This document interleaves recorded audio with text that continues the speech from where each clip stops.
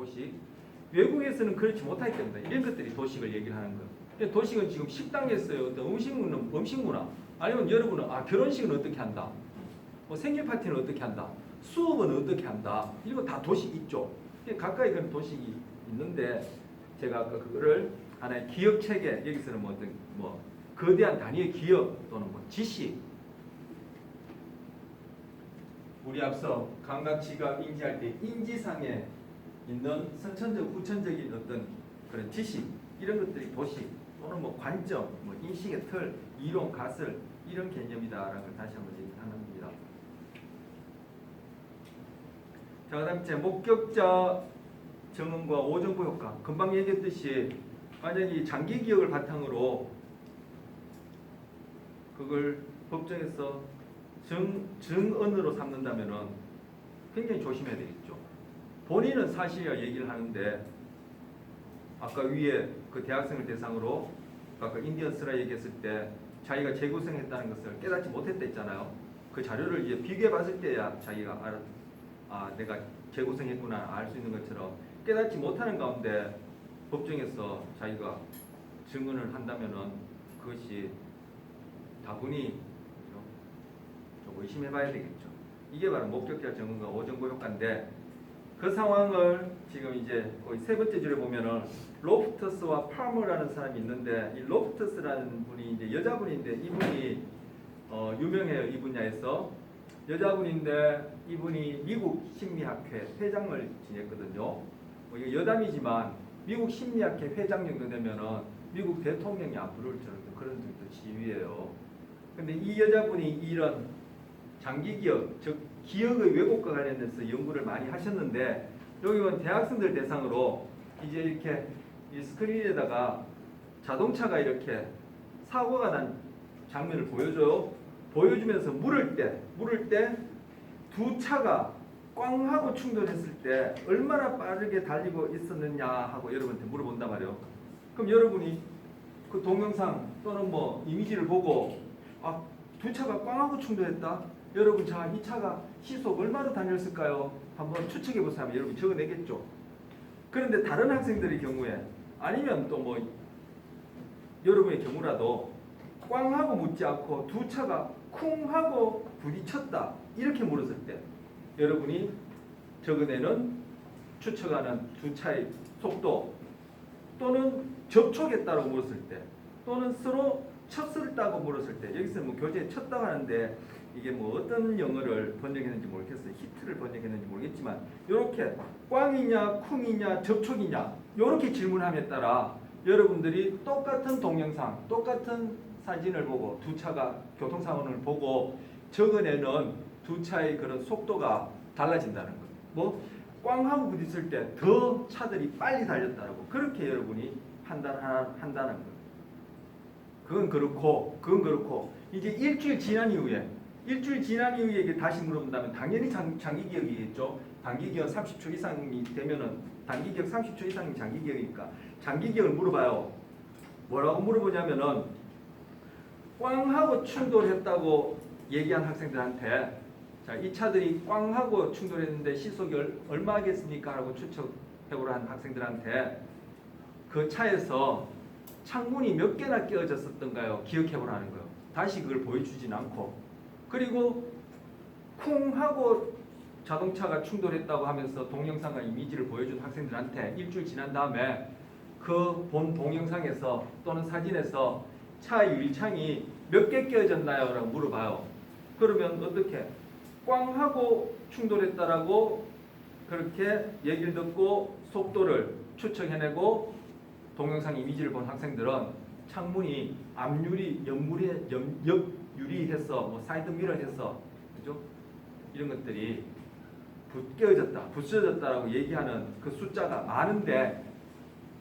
많은데 쿵이나 접촉했다라고 그렇게 얘기를 하면서 동영상 이미지에서의 그 자동차 속도를 추측해보라고 한 그 학생들한테 일주일 후에 깨어진 창문이 몇 개냐 물어보니까 훨씬 적게 얘기하더라는 거예요. 그런데 실제 그 보여준 이미지 또는 동영상에는 차들이 유리창이 깨어진 장면이 하나도 없었어요. 결국 뭐예요? 차가 꽝 하고 부딪혔다라고 듣는 순간 아 차가 꽝 하고 부딪혔을 때는 이러이러할 것이라는 여러분의 하나의 이론 갓을 도식이 쫙 작용해가지고 거기에 맞게끔 여러분이 세세한 내용들을 짜맞추기 재구성한다는 거예요. 큰 틀, 도식의 큰 틀은 변하지 않는데 그 안에 세부 사항들은 계속 변한다는 거예요. 뭐 꽝하고 물었냐, 쿵하고 물었냐, 접촉했냐에 따라 또는 뭐 시간이 지남에 따라 이렇게 달라지더라는 거예요. 실제 동영상에는 깨진 창문이 하나도 없었는데. 그러니까 도식이란 큰 틀 안에서 세부적인 내용들은 시간이 지나면서 내가 그때그때 어떤 질문을 받느냐, 어떤 경험을 하느냐, 또는 아까 정서와 관련해서는 나의 몸 상태가 어떠냐에 따라 계속 재구성, 변화, 각색, 편집될 수 있다는 얘기죠. 이것이 개인들 간에, 두 사람들 간의 대화에서도 이런 일이 일어날 수 있고, 우리가 뭐 아까 연인 간의 갈등도 얘기했지만 서로 논쟁하고, 그죠? 그런 경우가 있죠. 그런 개인들 간의 대화에 있어서도 네 예전에 이렇게 얘기했잖아, 뭐 어쨌잖아, 이런 걸 따질 때 그 장기 기억까지 얘기할 때 현재 나의 정서도 영향을 줄 테고 그 사건에 대한 도식, 큰 틀은 변하지 않을지 몰라도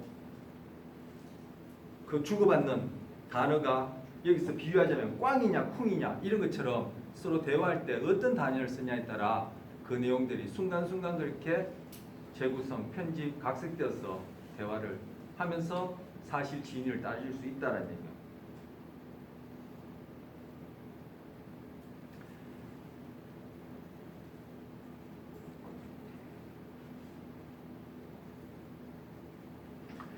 교재는 안 나오지만 로프트스 이분이 사례를 하나 소개하는데 제가 하나 얘기를 생각나서 하나 하죠. 상담 장면에서도 이런 일이 일어나거든요. 조금 전에 연인 간의 관계, 일상에서도 그런 일이 일어나고 뭐 여러분과 저 사이에 수업과 관련된 어떤 그러한 내용들을 확인할 때 그런 일이 일어나겠죠.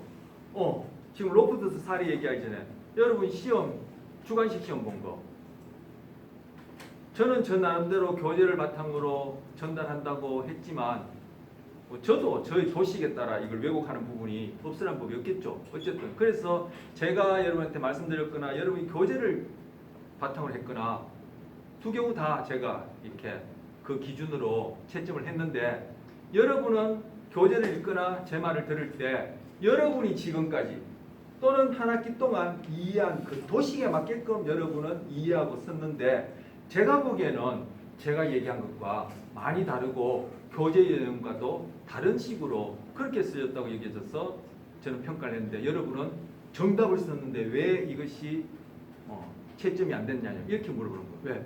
여러분은 여러분 도식에 맞게끔 여러분의 방식대로 여러분 나름대로 그렇게 받아들여서 이것이 객관적 사실이다 정답이라 썼는데 제가 갖고 있는 제가 여러분한테 말하거나 제가 이해하거나 교재를 바탕으로 보면은 그것이 아닌 경우가 적지 않다고 합니다. 그런 것도 바로 이렇게 지금 장기 기억이 갖고 있는 특징을 보여주는 거예요. 계속 재구성된다, 편집된다는 거. 그래서 제가 개눈의 똥 얘기할 때 그 탈무드, 유태인이 고전으로 삼고 중요한 문헌을 얘기한 탈무드에 보면은 우리는 다 자기 방식대로 본다 이런 말이 있다 했죠. 여러분 그 주관식 답도 보면 다 자기 방식대로 그렇게 써놓은 거예요. 그래서 그것이 정답이다, 즉 객관적 사실이라는데 교정 딱 비교해 보거나 제가 말씀드린 것과 비교해 보면 그게 아니거든요. 아까 인디언 설화 듣고 그 시간이 지남에 따라 보고하는 내용이 달라진 거랑 마찬가지예요. 인간이 갖고 있는 뭐 속성, 본성, 한계, 그걸 또 굳이 한계라 얘기하기도 그렇고 아까도 얘기했듯이 끊임없이 변하는데 우리가 불변하는 그대로의 어떤 기억을 갖고 있다는 게 무슨 소용이 있느냐 이 말이 저는 개인적으로 굉장히 인상적이었는데 뭐 그런 측면에서는 필연적이다, 자연적인 현상이다 이렇게 얘기할 수 있겠죠. 자, 아까 로프트스의 교재 일상에서 일어난 일, 제가 아까 연인 간의 다툼도 얘기했지만 우리 바로 그렇게 주관식 시험에서 일어나는 그것을 제가 일상의 예로 든 거예요. 예를 이 내용에 보충하려고. 또 하나 교재 안 나오지만 이 로프트스라는 이 분이 소개한 사례가 하나 있어요. 시간이 거의 다 돼가니까 이거 얘기하고 잠시 쉬면 될 것 같긴 한데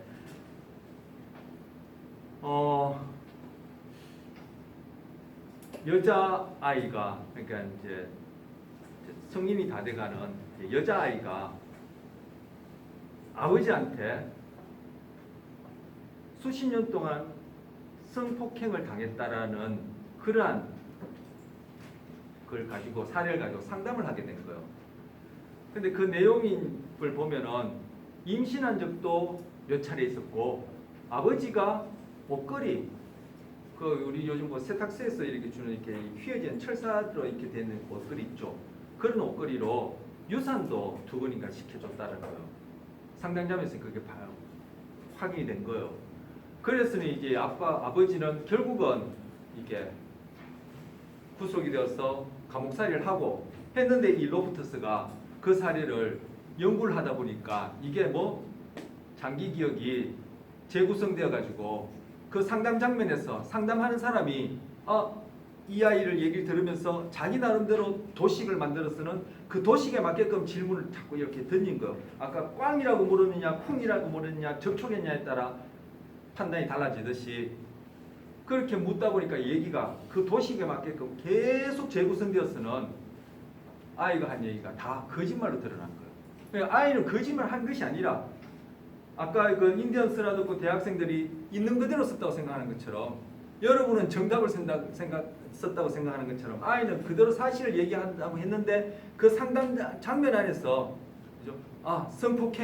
성폭행을 당하게 되면 어떻다라는 이 도식에 맞게끔 상담자도 그렇고 이 소녀의 경우도 그렇고 거기에 부지불식간에 자기들이 그 도식에 맞게끔 이야기가 계속 재구성되어서 그런 결과가 나타난 거예요. 나중에 알고 보니까 아버지한테 그렇게 성폭행을 당한 적도 없고 임신한 적도 없고 유산한 적도 없고 다 거짓말이었던 거예요.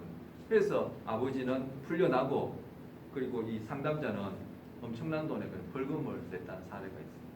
이게 바로 우리가 갖고 있는 장기 기억의 현상이에요. 자, 목격자 증언과 관련해서 장기 기억 재구성과 관련해서 연결해서 얘기를 했습니다. 그래서 그 213쪽에 하나 더 같은 맥락인데 하나 더 보자면 우리는 상상만 자꾸 반복적으로 하더라도 그것이 실제 있었던 것처럼 여기신다는 거예요. 우리 사회심리학과에서 그런 얘기할 기회가 있겠지만 대표적인 건 나치 시대 때 보면은 영화 광고 포스터 문화 하여튼 문화와 관련된 거 그리고 매스컴과 관련된 거는 완전히 장악해서 연일 그냥 나치 히틀러에 대한 어떤 그런 칭송 우상화를 했거든요. 근데 그 얘기를 계속 듣게 되면은 그 사람들은 정말 믿어버릴 수밖에 없었고 믿었던 것처럼 우리도 그렇죠. 우리도 처음에는 그것이 의아하다가 사실이 아니라고 생각하다가도 계속 연일 듣게 되면은 그렇게 믿게 되는데 그러한 대중의 경우에 뿐만 아니라 개인적으로도 어떤 상상을 반복하다 보면은 그게 사실로 우리는 그렇게 여기게 되는 것이 우리의 바로 기억이고 의식이다 이렇게 얘기를 하는 거예요. 그게 213쪽에 보시면 UFO에 납치되었거나 두 번째 줄 전생에 겪었던 일같이 실제로 일어나지 않는 사건이 진짜처럼 기억되어지는 경우가 있는데 이것을 여기서는 상상팽창이라고 얘기를 해요. 우리한테 뭐 지금 상상팽창이라는 이 용어는 중요하지 않고 상상을 반복하다 보면 그 실제처럼 여기진다는 거예요. 자, 지금 UFO라든지 전생 경험했다는 그 예가 이제 상상팽창의 예인데 이것 또한 목격자 증언, 오정보 효과와 관련해서 장기 기억이 계속 왜곡될 수 있다. 우리의 의식이 그러한 속성을 갖고 있다는 것을 얘기한 거예요. 자, 211쪽에 그 끝에서 세 번째 줄 제가 거꾸로 왔다 갔다 합니다. 211쪽의 끝에서 세 번째 줄 일어나지 않은 일을 그릇 상상하기만 해도 거짓 기억이 만들어질 수 있다. 어떻게 질문하느냐가 우리에게 어떤 도식을 가지게 함으로써 세부적인 내용이 계속 재구성, 편집, 왜곡될 수 있는 것이 우리 장기 기억인 것처럼 일어나지 않는 일을 그저 상상하기만 해도 이러한 거짓 기억, 장기 기억 만들어질 수 있고 그래서 좀 전에 얘기한 대로 한 예로 나치 시대 때 그렇게 매스컴이나 영화나 그 위에 있던 문화 활동에 있어서 연일 그렇게 얘기를 하다 보면은 나치의 칭송이나 히틀러의 우상화 이런 것들을 방송하고 우리가 그걸 듣다 보면은 그게 사실처럼 여겨지는 것이 바로 우리의 의식 경험, 기억이라는 것이다. 이렇게 소개를 하는 것. 자, 잠시 쉬었다가 뒷부분 또 하도록 하겠습니다.